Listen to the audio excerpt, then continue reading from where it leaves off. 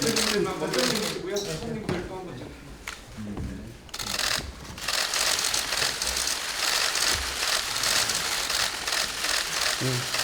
네, 이제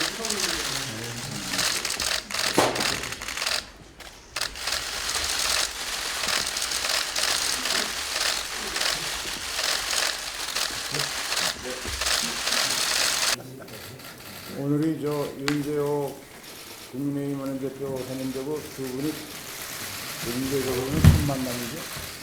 제가 인사드리러 공식적으로 이제 의장님 주재로 이 셋이 만난 건 첫 회동인데 기대가 큽니다. 우선 두 분이 다 상임위 활동을 한 두어 번 같이 했더라고. 또 원내 수석 부대표로 같이 일도 해야 되겠죠. 그래서 누구보다도 어떤 원내대표보다도 소통이 잘 되는 부분이 있고 기대를 아주 크게 갖고 있습니다. 제일 당연한 것은 지금 전원위원회가 사흘째, 오늘이 사흘째 되는 날인데 어제까지 한 걸 보면 우리 전원위원회 여러 의원들이 당의 입장이 어떻게 정해져 있는 게 아니고 각자가 가지고 있는 개인적인 의견을 다양하게 적어놓고 있어서 이것을 어떻게 수렴해서 공통분모를 만들어서 전체적으로 합의를 이끌어내느냐 하는 과제가 쉬운 과제는 아니지만 그걸 해야 될 것 같아요. 그래서 예를 들면 이제 많은 의원들이 저한테 전원위원회를 참여하지만 위원회를 전원위원회가 효과가 있었다. 왜냐하면 국민들 앞에서 선거제도에 관해서 의원들이 자유롭게 자기 생각을 얘기할 수 있는 기회가 다른 거는 몰라도 이게 선거라는 게임의 룰을 정하는 거니까 플레이어들인 국회의원들이 한번 자유롭게 풀어놓은 기회가 있다. 그런 얘기를 해요. 근데 이제 그런 정도를 떠나서 전원위원회가 성과를 만들어내려면 이걸 수렴해서 합의안을 도출할 수 있는 무슨 소위원회 같은 걸 만들어서 그래도 양주소단체 또 그 전에 다른 정당의 의원을 수렴할 수 있는 어떤 기구가 필요하지 않느냐 하는 의견들을 많이 개진하는데 그 문제도 좀 함께 논의했으면 좋겠고요. 그 다음에 제가 늘 하는 얘기입니다만은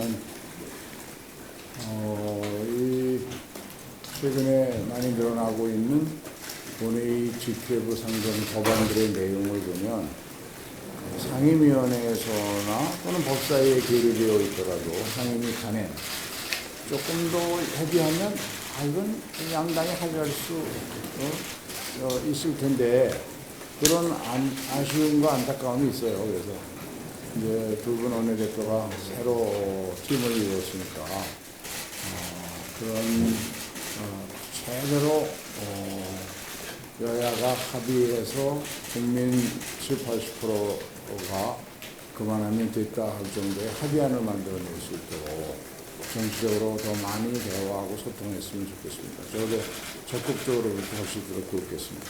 잘 부탁합니다. 그저께 찾아주셨을 때 말씀드렸습니다만 우리 윤재호 시 원내대표님과는 그동안 의정 활동하면서 합을 맞춰봤고 그래서 정책이면 정책 또 정무면 정무 아주 밝고 또 뛰어나신 분을 여당 원내대표로 모셔서 제 임기가 많이 남아있지는 않습니다만 그 기간 안에라도 많은 서로의 성과가 나기를 진심으로 기대한다 말씀드리고 싶고요. 지난 조영 원내대표 시절에 대구 경북 신공항 법이라든가 또는 광주 공항 이전법이라든가 이런 것이 사실은 여야가 이제 합의해서 이제 법사위 이제 의결 단계까지 와 있지 않습니까?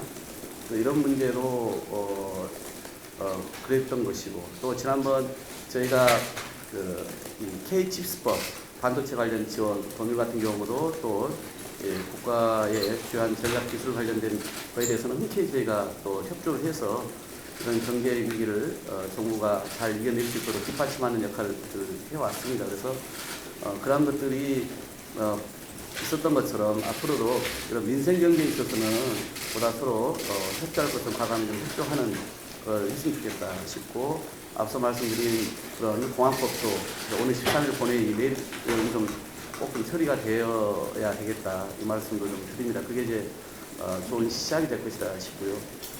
다만 이제 국회의 입법권을 그 누구도 아닌 의장님과 우리들이 잘 지켜내는 게 중요하다 생각합니다. 헌법의 정신에 따라 삼권 분립되어 있는 국가이기 때문에 우리 입법부 구성원 스스로가 우리의 이 결정에 대해서 책임 있게 이 문제를 다루는 것이 중요하다 싶고요. 따라서 저는 양국관리법이 대통령께서 법권을 행사하셨는데 매우 좀 유감이고 아쉽습니다. 그래서 역대 그동안 국회가 제2표결한 사례를 제가 쭉 봤는데, 일단은 국회 법과 또 헌법의 정신에 따라서 제2표결은 불가피하다 생각이 듭니다. 그래서 저는 이 과정을 보면서 내일도 이제 우리는 그런 입장에서 임하겠습니다만 좀 더 행정부가 국회 법권을 존중할 수 있게끔 하는 역할은 우리 모든 구성원의 역할이기도 하지만 여당이 대통령과의 관계에서 잘 이 문제를 좀 풀어주셔야 된다. 정부와의 어떤 사전 중재 조정이라든가 수용을 할 수 있도록 설득한 역할은 결국은 여당의 몫이 아닐까 하는 생각을 갖습니다. 그런데 의료법이나 간호법도 그동안 여러 차례에 걸쳐서 저희가 좀 정부가 나서서 의료보건단체를 좀 설득하고, 그래서 우리가 좀 수용 가능한 안을 제출해달라고 했는데, 어제 그 중재안도 이미 그동안 다 얘기가 됐던 부분들이었기 때문에 새로운 것들이 없었거든요. 참 안타깝습니다. 그래서 결국은 국회가 실제 협치를 해나가고 또 일하는 생산적 국회를 만들기 위해서는 여당의 역할이 매우 중요하다.